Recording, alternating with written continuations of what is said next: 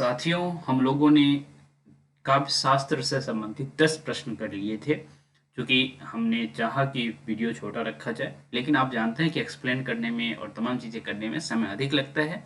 तो आप लोग जो है इस सीरीज को कंटिन्यू कर सकते हैं। अब है काव्य शास्त्र के और अधिक प्रश्न भाग 2 में हम लोग देखेंगे। तो चलिए सीधा चलते हैं, हम लोग काव्य शास्त्र के प्रश्नों को देखते हैं। ओके, तो चलिए, यह रहा आपके प्रश्न। 1 मिनट। ओके, तो प्रश्न ये है, जब द्रास बटालिक टाइगर हिल की सीमा लगी गरजने, जब शहादत लगे हिमगिरी की चट्टाने लगी गरजने, तब जाग उठे ये शेर बब्बब पौरुष, हुंकार उठा मातृभूमि की बलि वेदी पर लहू पुकार उठा। इसमें पूछा जा रहा है प्रश्न, चूंकि देखने में बहुत अधिक लंबा लग रहा है, लेकिन यह प्रश्न आसान इसीलिए है, जो है चूंकि बी10 की पंक्ति दे रखी है आपके सामने और आपसे पूछा जा रहा है इनमें कौन सा गुण है। और हमने आपको पिछली वीडियो में बताया था, जहां भी वीर रस से संबंधित चीजें होंगी वहां ओज का गुण होगा। ओके, प्रश्न आसान था, इसलिए अगले क्वेश्चन की तरफ चलते हैं। ये प्रश्न जो है बहुत पूछा जाने वाला प्रश्न है। ओके, जो चित्र तुरंग न्याय हाँ का संबंध किस सिद्धांत से है। तो ये जो है न्यायवाद का सिद्धांत जो है आप लोग पढ़े होंगे, हाँ, जिसे अनुमतिवाद भी कहते हैं। ओके, ठीक है। और जैसा ही न्याय सिद्धांत से संबंधित है, तो आप बताइए कि जो है ये कौन सा आ, आ, आ, हो जाएगा। तो ऑब्वियस सी बात है, ये जो है अनुमितिवाद की तरफ आंसर आएगा। ओके, और इसके जो है प्रवर्तक कौन है बताइए। तो अनुमितिवाद के प्रवर्तक जो है शंकुक है, शंकुक। ओके, और दूसरी बात ये है, ये आखिर ये उत्पत्तिवाद, भुक्तिवाद, अनुमितिवाद या अभिव्यंजनावाद, ये सारी चीज है ही क्या। ये सारे चीज जो है ना, जो रस सिद्धांत भरत ने दिया था, ठीक है, एक तरह से उनको एक्सप्लेन किया गया उत्पत्तिवाद के माध्यम से, भुक्तिवाद के माध्यम से, अनुमितिवाद के माध्यम से और अव्यंजनावाद के माध्यम से, ठीक है। और उत्पत्तिवाद के जो प्रवर्तक आप जो है लोलट हैं, हाँ, भुक्तिवाद के जो प्रवर्तक हैं आपको पता है, हाँ, भटनायक हैं, ठीक है। और यहीं से साधारणीकरण का कंसेप्ट आया था, ठीक है। और अनुमितिवाद का अभी तो मैंने आपको बता ही दिया, ठीक है। बताइए अनुमतिवाद को मैंने क्या बताया था। तो यहाँ मार्क करके लिखा हुआ है शंकुक, और अभिव्यंजनावाद के जो है अभिनव गुप्त है। ओके, तो ये सारा चीज है।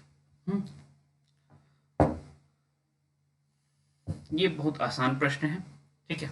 विभाव, अनुभाव, व्यभिचारी, संयोगाद, रस निष्पत्ति जो है, ये बहुत आसान प्रश्न है। इससे पूछा जा रहा है कि इसके प्रवर्तक कौन है या प्रतिपादक कौन है, ठीक है। तो ये भरत मुनि का जो है बहुत फेमस कोट है। और जो रस सिद्धांत, रस जो आप इनका जो पुस्तक है, हाँ, इसमें आप जो है ये चीज, नाट्यशास्त्र जो इनका पुस्तक है उसमें जो है ये रस से संबंधित ये बात करते हैं।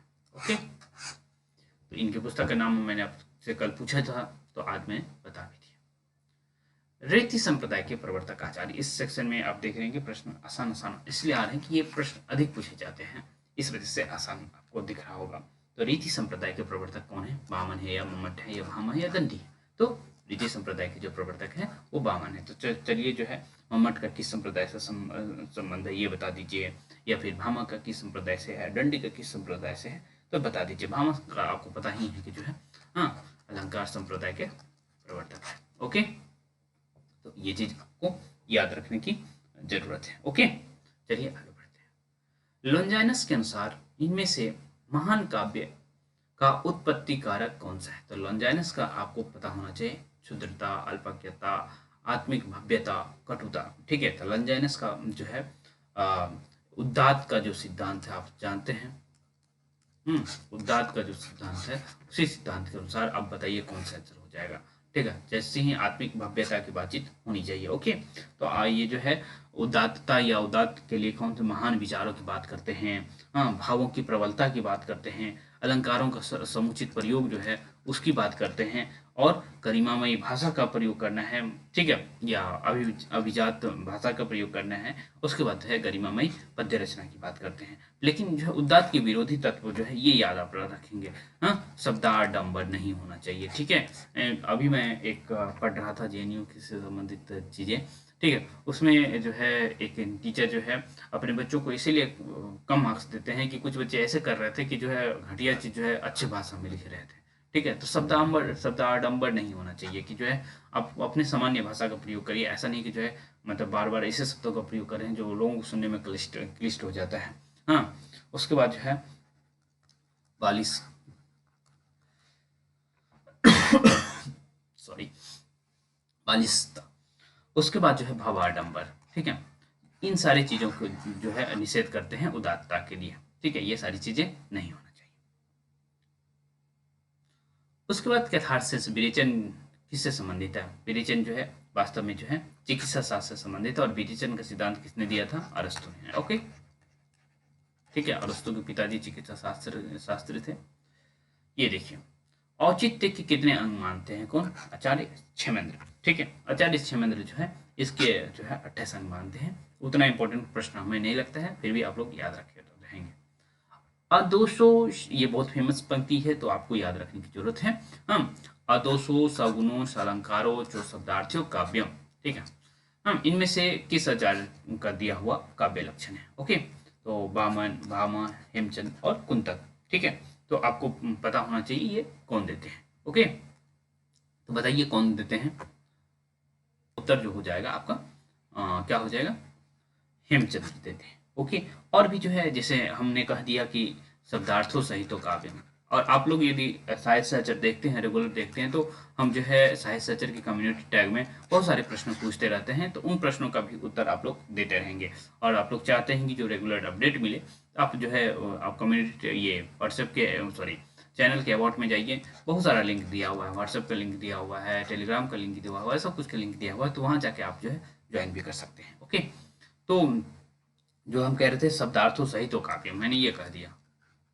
ठीक है, तो ये किसका है बताइए? तो शब्दार्थों सहित काव्यम जो है ये बताइए किसका है? इसमें क्या ऑप्शन दिया हुआ है? हाँ भाई, ऑप्शन दिया हुआ है, ये भामा का है।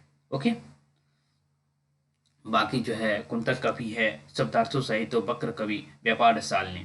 ठीक है, तो ये जो है हाँ वैदग्ध भंगी की बातचीत तमाम चीज़ें होती है यहाँ, तो उसको आपको जो है याद रखने की बहुत ज़्यादा जरूरत नहीं है, पर जो है शब्दार्थों सहित तो वक्र कवि, व्यापार सालनी आप याद रख सकते हैं। ठीक है, तो ये हो गया आपका इसका एक्सप्लेनेशन एक तरह से देख रहे हैं। ओके, तो चलिए नेक्स्ट प्रश्न की तरफ चलते हैं। साहित्य दर्पण, बहुत आसान क्वेश्चन है, किसकी रचना है साहित्य दर्पण बताइए?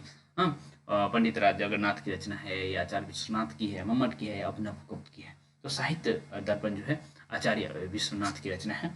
ठीक है, हाँ, आपसे पूछ लिया जाए बताइए पंडित जगन्नाथ की कौन सी रचना है, तो आप बता देंगे रस गंगाधर।